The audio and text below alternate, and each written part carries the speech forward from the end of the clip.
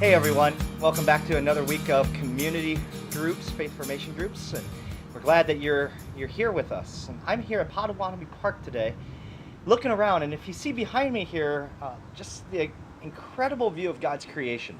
And oftentimes when we think of God's creation, we think of things like the beauty of the landscape, rivers, beaches, if you're into sand and coast waters. You might think of trees and wooded areas. You might even think of creepy crawly things. I see a bunch of spider webs around here and wasp nests right above me. And yeah, God created all of that. That's part of his creation. But did you know in the creation story in Genesis chapter 1 that there's one thing that God creates that is over and above everything else that he calls extra special? In fact, everything is good.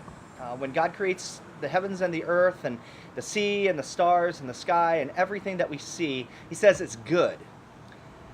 But there's one thing he says that's very good. Do you know what that is?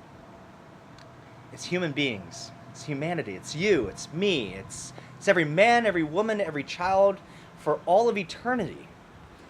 And he says that's so good. That's so very good. And yet, we have this idea, this concept of what we call the Imago Dei, okay? If you want to write that down, it's Imago Dei. It's right there on the bottom of your screen. And that simply means, it's translated as the image of God. You and I, humanity, men, women, children, we are created in the image of God. We're going to learn today about what that means, to be created in the image of God. When we say, I believe in God the Father Almighty, maker of heaven and earth, what does that mean? It means that he has given us our body and our soul, right? Soul and spirit. They're kind of synonymous, but also our physical bodies too. That's why it's important to take care of our bodies.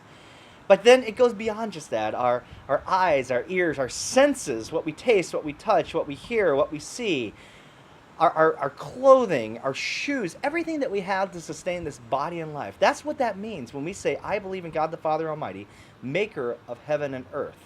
And then what we're going to look at is this last sentence. This is most certainly true. Let's say that together.